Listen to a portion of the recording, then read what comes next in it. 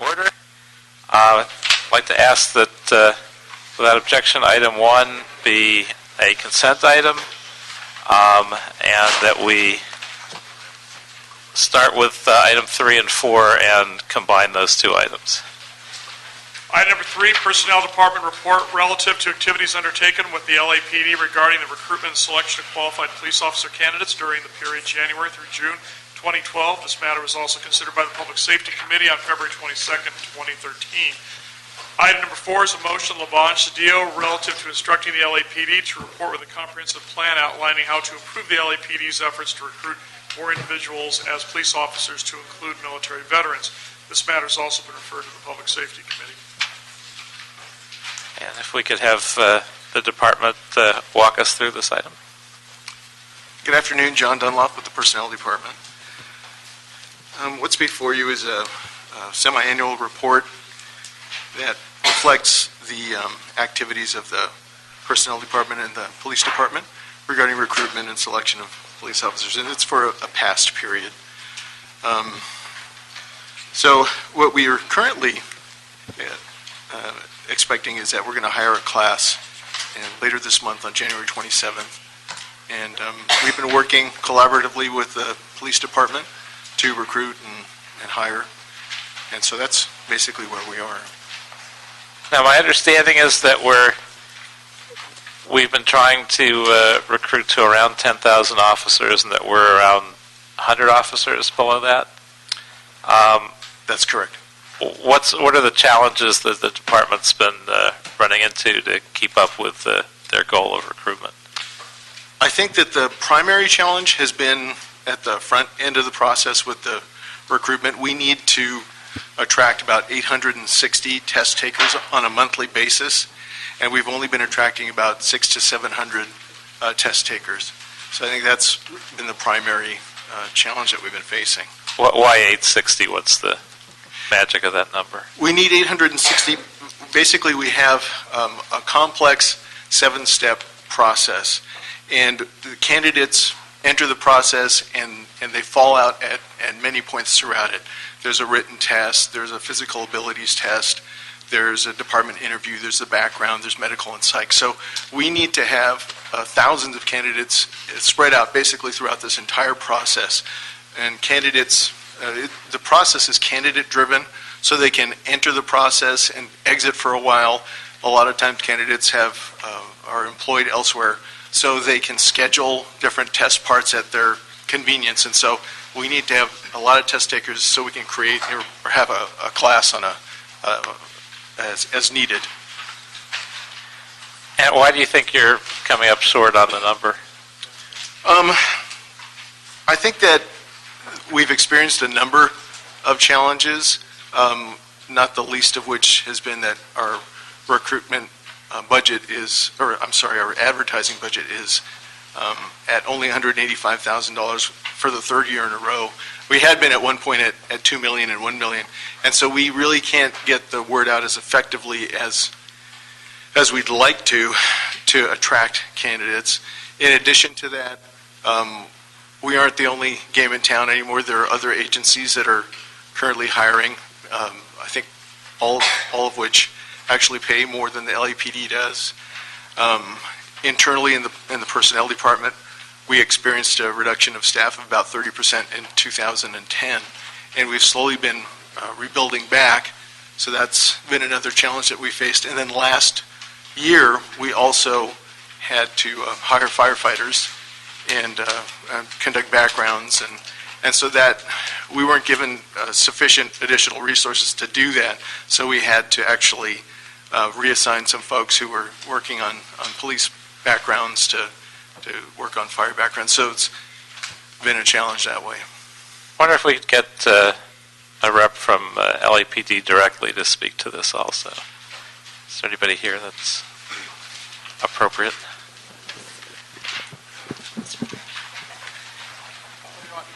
Hi, Chief Sandy Jo MacArthur. I'm the Assistant Chief that oversees the recruiting, and then I have also some of my recruiting OICs in the Gloria Ruby, who's in charge of personnel group. So, would you like me just to do an overview like John did? Yes, please. Okay. For the last probably 18 months that the department has been concerned, as the economy started to show improvement, that we were going to start to struggle with recruiting efforts. As John said, we saw during the last couple of budget years, they lost personnel, as did the police department, and they also do not have any funds really to speak of anymore for their outreach that they used to have. So we've been looking at this with the mayor's office for the last 18 months because we were concerned that we were going to reach this point where we're struggling to recruit. We are still recruiting the LAPD side of the recruitment because we share that responsibility. We're recruiting approximately the same amount of people that we have in the past. But the piece that used to come in from the advertisement side of the shop is no longer coming in. So the roughly 700 to 800 that are being brought in by our recruiters.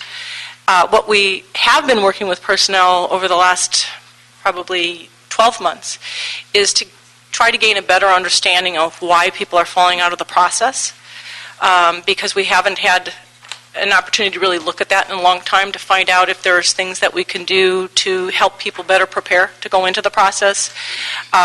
There's a variety of different levels where people fall out, and some are what we call fix-it personnel or recruit or candidates. So if LAPD gets more involved in the mentoring process and helps with those fix-its so they don't totally fall out of the process or go to another agency. One of the other areas that has been on our minds, both personnel department and LAPD, is really an MOU issue, which is the starting pay, which is about 20%, and we've worked with Marita on that as well, about 20% less, but that's not anything that personnel department or we can control. It's all negotiated. So we have seen, since other agencies, as John pointed out, are starting to hire now, we are seeing less candidates come in the door and more officers actually leaving the department. A little bit, we're seeing a few more people leaving to go to other agencies. So it's a huge challenge because it's from multiple layers that we're struggling with bringing in the candidates through the door. Mr. Kretz, I was just wondering if I could suggest that as we're talking about items 3 and 4, to add some context to sort of overall recruitment efforts, Mr. Labange's motion, I think, speaks to an avenue that would be a potential, I think, highly desirable sort of class of recruits. I'm wondering if, just to add context, if we couldn't have him sort of just describe a little bit of the intent. I was actually just going to suggest that, and then we can ask questions of all three. Would you like to come up and ask questions too? Here you go, Tom. No, that's all right. Stay there, Chief. You can leave your stuff here. I'll take your seat. John, I'm really sorry. I feel bad. Don't feel bad. Don't feel bad. Thank you. No worries. Mr. Chair, members of the committee, the Los Angeles Police Department does all it can with the personnel department in ways to try to meet these numbers, which is very, very challenging.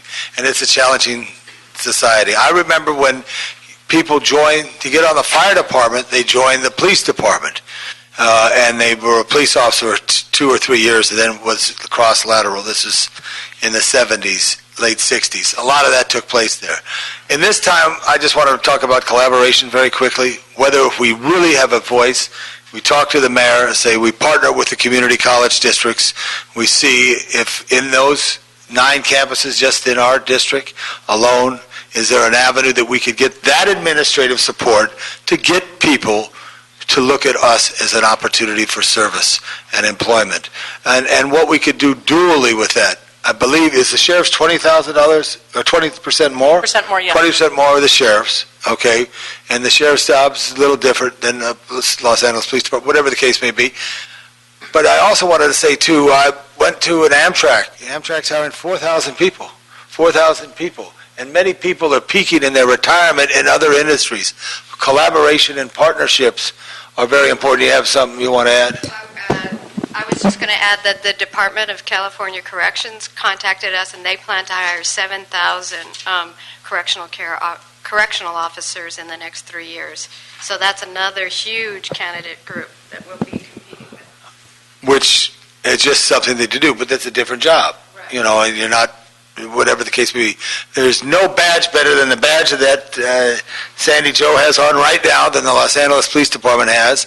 And I also think in collaborative ways, we had this big discussion about our dash buses to put it out there. I know we're in a wars with the billboard situation, but to get the news out. But I think our community colleges, and one word that has been used more is our community colleges than ever before, from the president on down, as a place as a vocation to look at from this here. I do want to say, too, in the Southern California area, from San Diego up, with Camp Pendleton and others to look at it, and staff from the police department showed me 58 out of the 300 and some recently were, about those numbers, were military. So they're doing them, but we got to do more. I just wanted to put that we be a voice for that, and I thank everybody for their involvement, especially the personnel department, because everybody's been stripped of what was a past infrastructure and being able to do these things, and it's not easy, but I wanted to make that call and what we could do collaboratively with, whether it is with whomever. This is an opportunity, but I think our community college districts, and I know Mr. Fuentes is a great champion of community colleges, would do that as well as Mr. O'Farrell in City College. And thank you, Paul, for your work. I'm on my way, So but I will tell everybody. Any questions if my colleagues have a question? Yeah, they can call me, but because I got to run out to the district. But I wanted to say this thing too. The challenge is, I knew people who worked here. I don't know anybody other than the civil service exempt, but where you get hired that day. But some people used to get hired in 5 days. Minimally now, it's months before you could hire somebody, and for a candidate, a police department is several months for background. So it's not easy. We have to look at that way to try to expedite that in some way as we go forward. And does this numbers count the general services Yes, contract? those numbers are counted Right. into this total, so if we hadn't participated in the merger with that, we would even be down lower. Right, on that. Mr. Kretz, as always, thank you. Thank you. Thank you. Thank you. If I could, did you want to ask a question? I just, along those lines, my mind is spinning, if I may, Mr. Chair. Please. Just, there's also opportunities at our rec centers, at our libraries. There are adult leagues that play in our rec centers all over the city. I mean, I think there's a talent pool out there, and we have to think creatively on how to reach them, especially with the reduction in advertising dollars. Yes. All of those things are very important, and we've actually been working with Personnel Department. One of the pieces that would be very helpful to us is the community college aspect. We used to be in the community colleges, and over the years, when they started getting tight budgets, they also wanted dollars from us. So there may be some opportunities that are there today that weren't there maybe last year. One of the other things, and I want to say this because Councilmember Labange talked to me briefly, and he didn't really hit it too much here, but that is about the military. And I know several people talk about the military recruiting. We, the police department, have always looked at the military as a very good feeder pool, and potentially even a greater opportunity today. And over the last year, we've stepped up our military recruiting. So if you would allow, I'd like someone, if I could bring somebody up here from recruitment, just to talk a little bit about our recruiting efforts in the Please. military. Beverly? Even though she's ditching me for another division. But it's in my command. Good afternoon. Just for clarification, LAPD recruitment section currently has 2 officers that are solely dedicated to military recruitment, and they travel throughout the state going to the different military installations to make sure that we get that feeder pool, because what we found that those who transition out of the military are some of our best candidates. So traditionally, we cover the big bases, the Camp Pendleton and 29 Palms, but we also had to, because of budgetary requirements, figure out where we can get the best bang for our buck, because you're talking about traveling a great distance and the price of gas and so on and so forth, especially with just having 2 officers. So we've included, besides the big military bases, we've also included the reserve bases as well. The military has just changed over where now they have these TAP programs where the military veterans who are transitioning out of the military, we've taken advantage and worked with them to work their TAP programs. And at least twice a month, our recruitment officers are going out to those TAP bases and doing presentations. So those veterans that are transitioning out, they know that we're hiring and they know that we want them. And we're working collaboratively with them to get those people to come transition smoothly from military life to civilian life. And we've seen great success with the numbers. We're testing at 29 Palms, like I said, Camp Pendleton, which we test mainly because of the larger numbers we get, especially from they have a bigger TAP class. We're doing Miramar, Port Hueneme,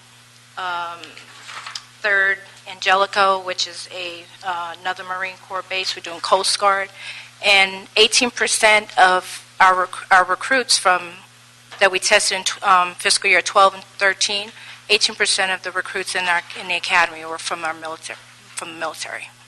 And thus far this year, 22% of the recruits that we've hired this current fiscal year were also military veterans.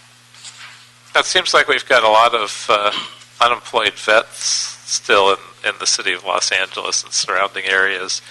Is there a way to connect with them in some way? I mean, they're already out of that system where you're catching them now, but some of them are homeless, some of them are unemployed, some of them are underemployed. How do we connect with that pool? Some of them we're reaching through. We also test at the EDD centers, and some of them are coming through that way. So we are reaching some of them that way and through our contacts with the reserve bases as well. Are we working with the VA in any way? Not currently, not through the traditional VA system, but that's an avenue that we can also look at. Other? Yes, Mr. Chair, I was going to ask that. So there's no formalized relationship with the VA necessarily in this effort, collaborating with the VA? That's correct. Okay, because that sounds like that would be a good direction, and maybe we could assist with that in some way. Sure. To go along with what you Yes. wanted to do, I think Ms. Ruby can talk that, because we have a military liaison, a part that's separate from our recruiters, that is looking exactly at things like that. So Gloria. I'm Gloria Gruby, Commanding Officer, Personnel Group. One of my units that works for me also is our Military Liaison Unit, which they are they coordinate all of our existing military LAPD officers and follow them through when they get deployed and take care of them. As such, they have a lot of wonderful contacts in the military. They don't do recruitment per se, but one of the things we're already looking at is reaching out to the VA, as you said, and I have here the 11th Annual Military Friendly Reminders. We're going to get involved in them very much so for 2015, being involved with them, liaison and contact. So we already have a lot of those things in place. Wonderful. I would love to see the relationship formalized with us so that we get a representative from the VA to report it to the committee even, and just really get that relationship, build that relationship up to a strong level. I had another question, Mr. Chair, and that is the two officers that are dedicated to the recruitment in the military bases, are they full-time? Yes, sir. And do you feel that 2 military officers is sufficient? If you'd like to give us funding for some more, we'll... Ask, of course you'd take 5 or 2, Yes, but yes. It is we're still dealing with some...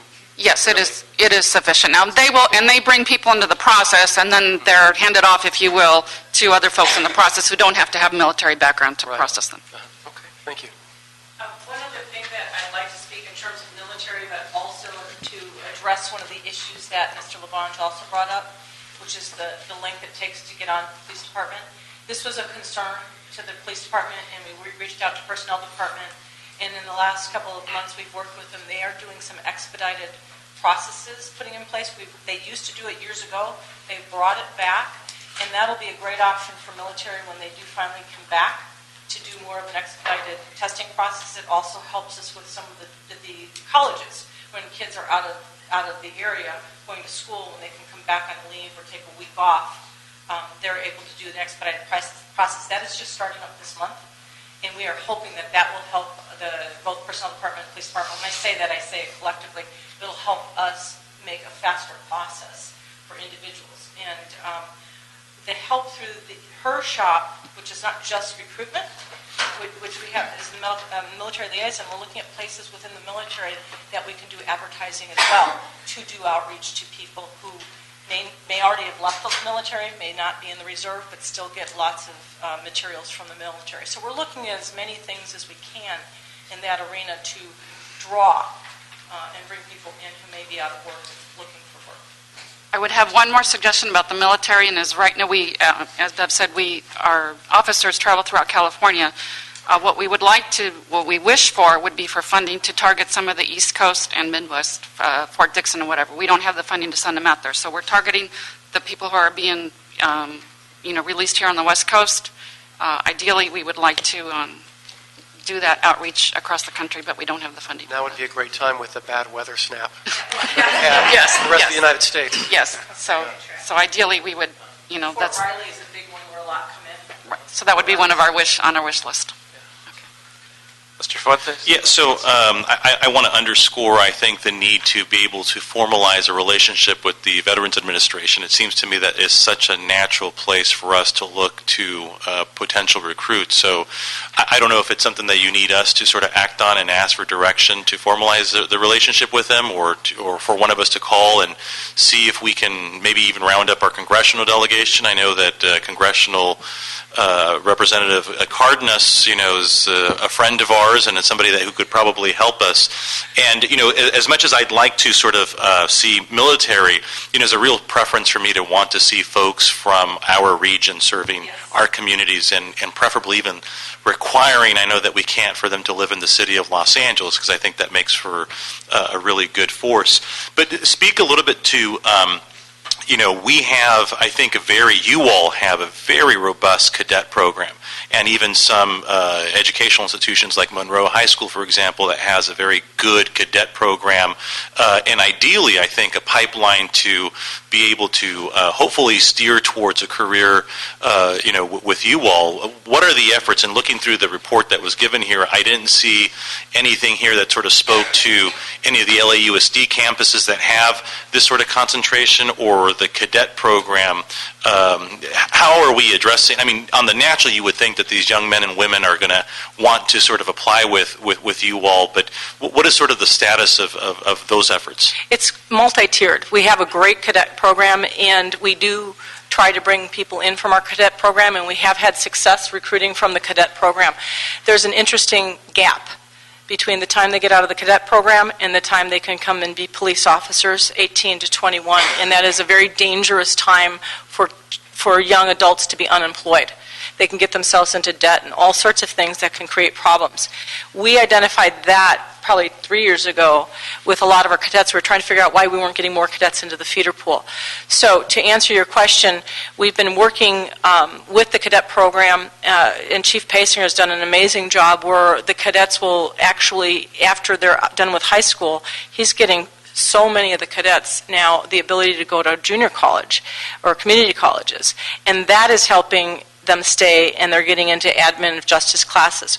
We also have 5 campuses where we have police officers on campus, and we have magnet school. They're called their magnet schools, and that's an awesome feeder pool as well.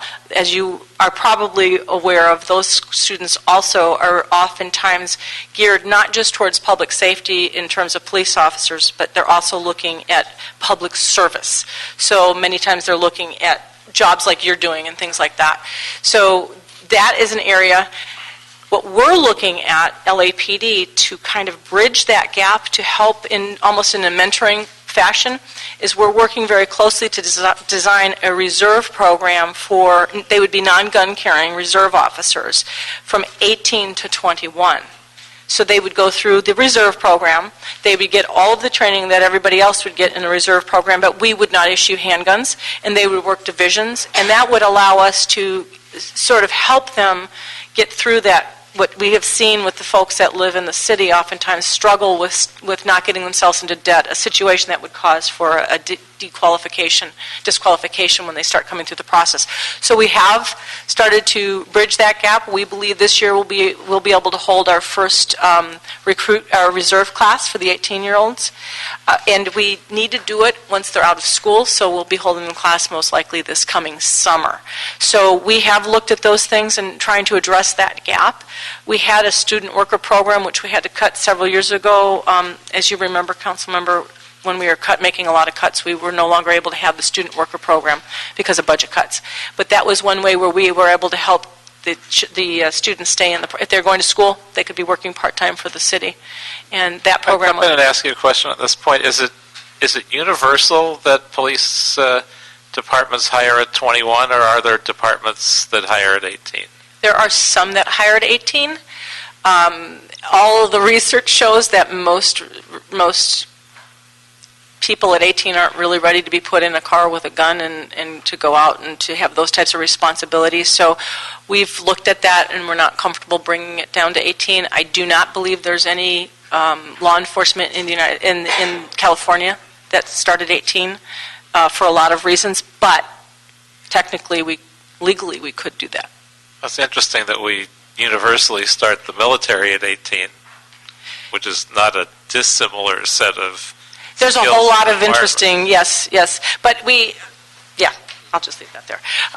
But there is issues that we have unfortunately found with maturity and backgrounds in general, and male or female, it doesn't matter. We're looking at a much more mature candidate once they get to that 21 and a little life underneath their, life lessons underneath their, what's the word I'm looking for? Resume, their belt, thank you, whatever. And I just was reminded, we do have one program that it's only 140 students a year, but we have a program that is called POP, Police Orientation and Preparation Program, and it is a collaboration with West LA Community College and LA Unified and LAPD, and we have 140 students on campus over at ARTC, which is our West Bureau Academy, and they will be juniors and seniors in high school, and they can go through the whole program, and when they graduate, they can graduate with a 2-year AA degree in Administration of Justice, and they can stay up to 3 years in the program. It's amazing, the stories and the students there are it's absolutely incredible, and it's a collaboration where the community college and LAUSD and LAPD all supply instructors. So they're getting, we're working in that realm. We're also working to see if when they get to be 18, if they can be reserve officers with just a little bit more training after that, because it is still a high school and college curriculum, but it does cover a lot of the law enforcement side as well. You know, on that point, I think it's a fantastic sort of story to tell in terms of our efforts of who it is that we're recruiting, and I hope that sort of going forward, the updates to this committee memorialize those efforts, because I think those are really, really good stories to tell. The point was made earlier about sort of I'll call it lag time, but I guess it's process time in terms of between when you file an application and you get to, I don't know if it's still the 7 or 8 steps, the psychological at the end. When I tried, that's still correct, yeah. And it didn't wash out. I got all the way to the psychological end of it and decided that it's not what I wanted to do. But my brother, it's not that you didn't try. You were accepted. And you chose. I look it up. I got accepted. I'm helping you out here. Yeah, and all the way through. When I went through it, and when my brother did it 10 years ago, and now he's on the force. It seemed that it only took about 4 months or so to sort of, and it seems that there was a real function of sort of how much money we had and how much we were hiring, and for the due diligence that you all have to do, I think, to make sure you have the best candidates, and we're reading an awful lot about other law enforcement agencies that are not doing as great of a job as you all are, and the city personnel department ought to be commended for that. What is sort of the pipeline time in order to sort of get somebody from application successfully through evaluation and then polygraph and then onto the academy? And is there I will call it a lag time, is there a lag time as a result of our not being able to fully fund classes as frequently as we used to? Because that ramp-up time, I think, is what created delays, at least when I served in the city council in the mayor's office years ago. It seemed that was a real sort of indicator as to how much it would take to get a class fully funded. What is the lag time, and what does the pipeline look like these days? Well, on average, I'd say it takes about 6 months to make your way entirely through the process. I am aware that there have been some candidates, definitely there are candidates who sail through in 3 or 4 months. But those are candidates, I think, who are extremely highly motivated. They are coming with all of their documents in hand. They're prepared. They are extremely motivated, and so they're scheduling every next test part as quickly as they possibly can. And the way that the process is designed, it runs concurrently. The number of test parts run concurrently, so it's not linear that you have to complete this test part to get to the next. And we designed it that way so that way people could make their way through as quickly as possible. Usually the part of the process that takes the longest is the background investigation, and that is because it's the most labor intensive. It requires background investigators to meet with a candidate, and then go out and actually go to The references. former residences, to their personal references. They develop references and go talk to those people. They go to employers, and so that's very labor intensive. And each of those investigators is not carrying just that one case. They have a number of cases that they're carrying, and an expectation that they're going to complete at least like 4 cases every month. So it's that, I think, is the most the lengthiest part of the process. And but as I said, the average is about 6 months now. Okay. It's still, I hear sort of the concern from my colleagues. It's not quick enough, but I mean, given sort of the nature of what we want to do to fully vet candidates, I think it's a pretty good amount of time. The last question that I had was, and the chief mentioned this, that is both sort of exciting and a concern at the same time, that our level of attrition versus sort of our success rate in actually getting the pipeline filled with candidates, there seems like there's a real sort of gap there. How, and this is the exciting part, it means that Los Angeles is hiring, it sounds like, Yes. and that we have a need for very qualified, very diverse, very Los Angeles feeling people to serve this fine department. How do you measure sort of that gap between sort of the attrition potential and sort of our capability of actually getting the pipeline sort of started? I mean, do we have a problem coming up in terms of making sure that we're fully staffing the department? And I understand that necessitates a whole different conversation as to what fully staffing means, but are we going to have a problem like we have, for example, the Department of Water and Power, where I think they're calling it a potential gap of about 24 or 28%, if I think that's the number, in terms of folks that are eligible to leave the agency. How big of a problem are we sort of facing? We actually can do a fairly good job of predicting how many people are going to leave the organization at the end of their careers. We have the program where people are mandatory, they're out, and then we have incredible history that's been very accurate. In fact, Gloria Gruby, who was up here before, is almost scary in terms of she's almost on to the person. She's a little freaky that way. But so we know, and we're pretty accurate on people near the end of their career and leaving. The part that's in flux right now are the people with 3, 4, 5, 6 years that choose to leave because of their concerns about whether or not they can sustain their family living in Los Angeles at such a lower rate. And that we knew was going to be a concern. It's now becoming a concern, and that's one of the things that both Personnel Department and the Police Department are tracking. Who's hiring? How many are they hiring? What rate are they hiring? Is cash overtime an issue? We look at all of that. I mean, we're really scrubbing those actually every other week. We're very close working with the mayor's office on that as well. So we have a pretty good understanding of where we're going to be, which is why we do get concerned about not being able to get people into the pipeline. Meeting with Personnel Department over the last 18 months on this issue and understanding one of many, many variables. But one of the variables is their loss of personnel and their background. So we are right now in the process of working out through an MOA that we will put officers actually doing the very beginning stages, the personal inventory questionnaire piece, because that's labor intensive and it takes them away from the backgrounds.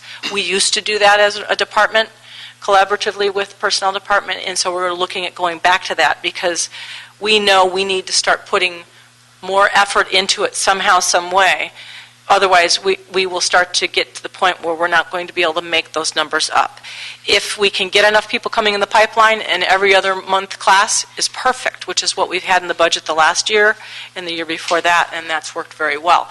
Our concern is if we get too far behind the 8 ball, then we're going to be in a problem situation where we're going to even need more people in the pipeline to try to keep up. And from a process perspective, how does this body, this council, sort of understand, if we're behind or not? I mean, is that during the budget review when you sort of let us know from a class sort of staffing perspective, or is that sort of subsumed in a future report that you tell us we got to do something? I'm going to have Gloria come speak, but it's at multiple levels from the councils and subcommittees. Gloria? We track our attrition, our deployment numbers daily, and Chief Beck provides a report to the Police Commission every Tuesday on what the deployment numbers are. Okay. We know that historically we lose about 360 people a year. as the chief mentioned, due to our deferred retirement Drop. right. And so we know what's going to happen, so we know that historically. As she indicated, what we're seeing right now are the numbers of people with 3 years or less, those hired since January 2010 when we reduced the salary. So we're looking at those numbers right now and studying those and see if there is a correlation between, are they leaving for another agency? A lot of times they will tell us that they're leaving for personal reasons, and we can't do anything about that.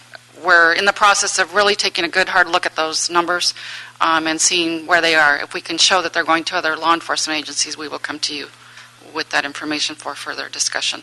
As of right now, we plan to hire a January 27 class of about 35 or 40. We're hopeful. Hopefully more. Hopefully more. But that will put us down at about 100 officers. We will still be down about 100 officers, and we would like to get to 10,000 by June, the end of June, and we're working diligently with Personnel Department to hit that number. We have worked under this kind of pressure before, and we're hopeful that we can do that. Great. Thank you. A few other questions. One is, I know we've discussed before the fact that there could be civilians in places like the jails. Now it seems like if it's easier to recruit civilians, and I don't know if it is, that would be a good time to get sworn officers out of the jails as we're short sworn officers, which was not the case before, and recruit non-sworn officers if that's a different pool and more likely. Yes, and that budget request is coming to you. It is a part of our budget So at least in the short hire term, detention officers. that would be a short-term helpful solution. As far as advertising, is there any reason why LAPD couldn't take a chunk of that out of its own budget and move their priority to the advertising side? We have no money in our budget for advertising. We never have. It's always been on the personnel department. And right now, our budget is so tight with salaries. In order for us to just get the software licenses that we're required to get to do the required equipment, things like that, we don't have any extra money for advertising. But we do as much as we can in terms of the free advertising. We've reached out to the Sparks and all sorts of things this year to get free advertising. So even if you're short personnel and not paying for their salaries, that doesn't create a We're not pool allowed of... to use those kinds of monies. It's very tight about what you can use monies for. So without getting into the whole budget piece of it, there was a certain amount of money that was held out of our budget for civilian personnel that we were going to be getting sometime in January. We haven't gotten that money. So currently, right now, any cost savings that we have in the sworn budget would have to be moved over to cover the civilian budget salaries anyway. So we don't have that. Where was that money coming from? Why didn't we get it? Because we're not filling our classes. The civilian money. Oh, that money, we were never funded. You guys kept half of that money out. I don't know why, because that's a budget thing So it wasn't never put made into sense the to me, budget? but- It's not in the budget? It was put, during the budget hearings, it was put in the special fund to be given to us, not just our department, other departments as well. So it's a budget process. Yes, Councilmember, it was put in the unappropriated balance. It was the amount that was going to be negotiated for the January 1st COLAs. So they were never fully funded for civilian salaries. So it really wasn't there? Right. Okay. To begin with. Okay, good to know. Now, in terms of background check, who makes the decision on judgment calls on background? Is it LAPD? Is it personnel? Is it a combination? Who has the final say? The personnel department does, per the charter. We get a lot of feedback and input from LAPD at the various steps in the background process as far as reviewing our decisions. In addition to that, if a candidate is disqualified any place in the process, they may appeal that disqualifications to a background appeals review panel, which consists of 2 commanding officers of the LAPD, Civil Service Commissioner, and the Assistant General Manager of the Personnel Department. But disqualifications, background disqualifications, is within the purview of the Civil Service Commission. Now, I know I've heard some folks, in passing, objecting to the fact that personnel might be a little overly aggressive in eliminating people. And that's why, again, we do partner with the LAPD throughout the process as far as giving them an opportunity to look at the disqualifications and weighing in on those disqualifications. And that's something that, again, as a result of the officers participating in the preliminary investigative portion, that there'll be even additional information and feedback from LAPD regarding the candidates. Is there a possibility that we're overly aggressive in eliminating people and that we could loosen things up a little bit and help to resolve this problem as well? Well, it's a matter of doing our due diligence, weighing that, as well as you're always concerned about being too loose.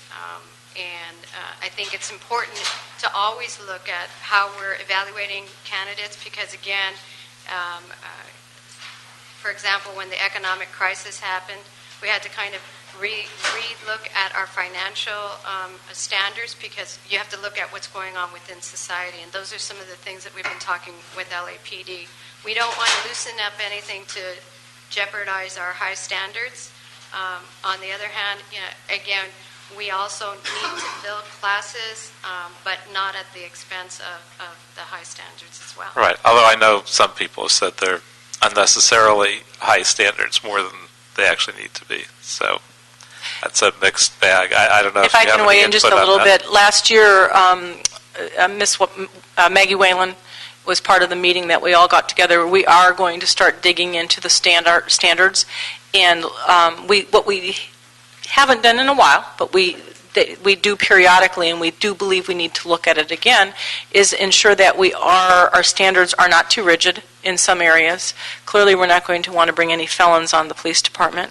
But I go back to the 70s. One use of marijuana was a deselector. Today, that's not the case.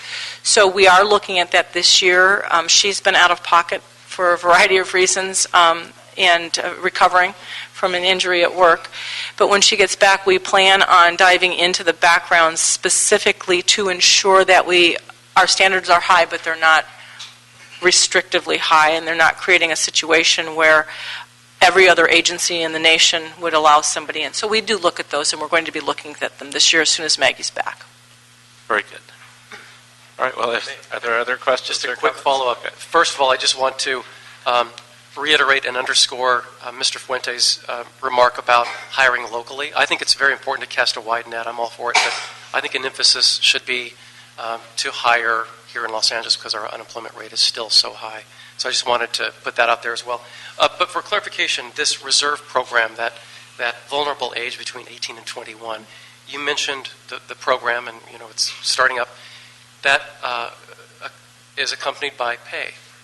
No. It is not. Reserves are volunteers. Okay. They get a very small stipend, $50 a month. In general, I know that, but you just kind of mentioned this. I thought maybe it was a new sort of... No, but what it does allow us to do is they work 16 hours shifts, or 16 hours worth of shifts, and a very, what's the word I'm looking for? It's very consistent basis.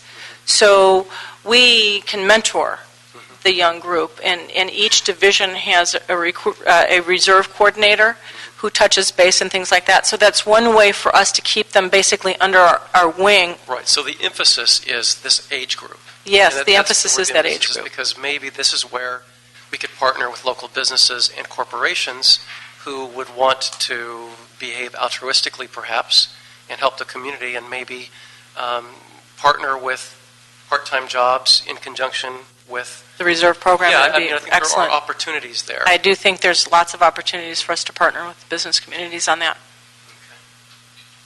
Thank you. Thank you. I think we've had a lot of good suggestions, so I don't know that any kind of motion or official action is necessary, but hopefully you'll all follow up on some of the suggestions that have been made here today. And otherwise, I guess motion to receive and file item 3 and 4 is in order. So without objection, that will be done. Thank you. Mr. Chair, on item 2, you hear that? Or? Yes, we'll hear item 2. Okay.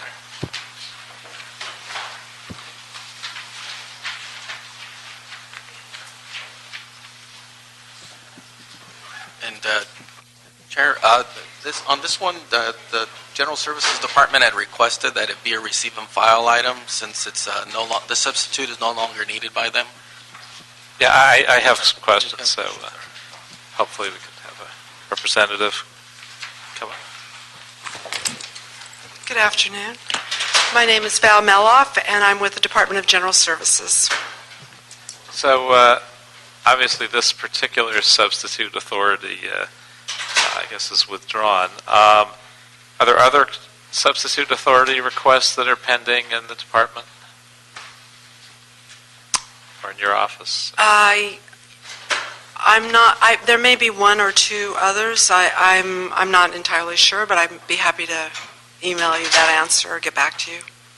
And does the CAO have a general policy of asking or not asking for approvals of these?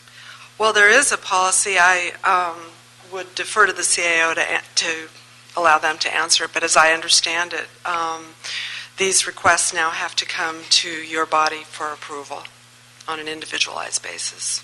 Right, but does CAO's office generally have a recommendation of disapproval or not? What's the usual process? Jody Oxheimer with the CAO. It depends on the position and the circumstances of the department. I mean, there are a number of criteria that we consider when we make a recommendation to approve or disapprove a substitute position authority. Most substitute position authorities for layoff avoidance are approved by the CAO, but if the position is not for layoff avoidance, then the policy this year is that the recommendation be made to the City Council. Generally, we don't recommend approval if the position is for an assistant general manager. For example, I think you heard an item recently for the planning department where the CAO recommended against it, but the council, I believe, authorized the position regardless. Why the recommendation against typically, and what's the criteria that you usually use?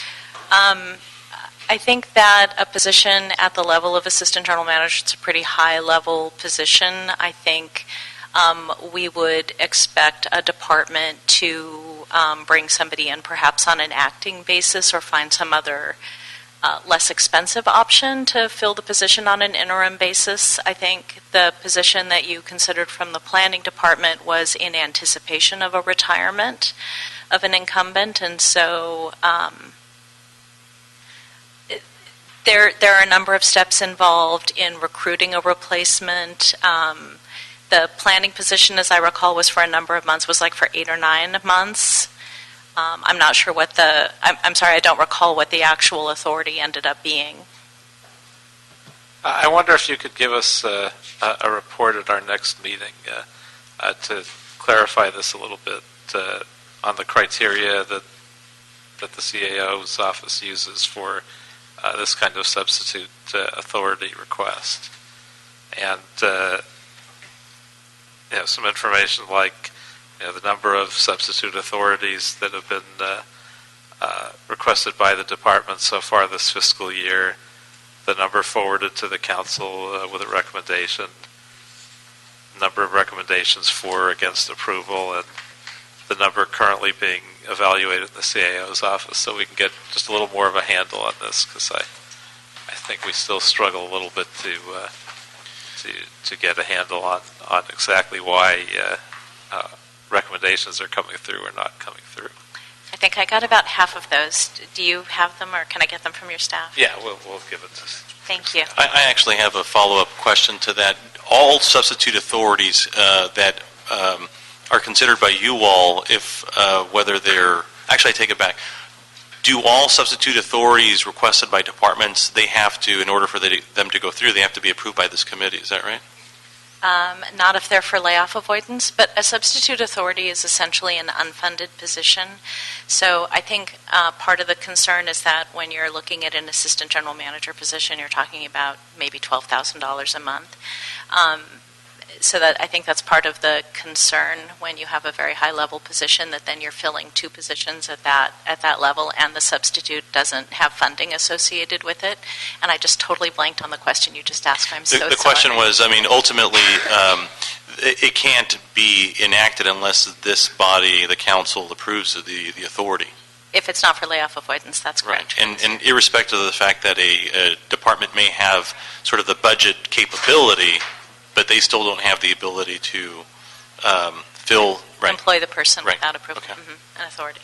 Yeah, a couple other things, and I'll give you the list. The reasons for the CAO's denial of a request when the supporting authority believes there's an operational need and when they have the budget at the same time to cover it. And also, if there's sub-authorities that have been approved by council but haven't been let out of the CAO's office for implementation. I don't know if there are such or not, but we'll give you this list, and if you could come back at the next meeting with those answers, that would be appreciated. And otherwise, we'll receive and file that without objection. And so I believe there are no other items on this agenda. We are adjourned.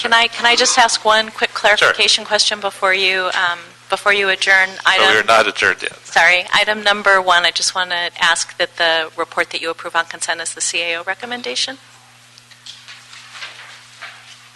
Yes, I believe that is correct. Thank you.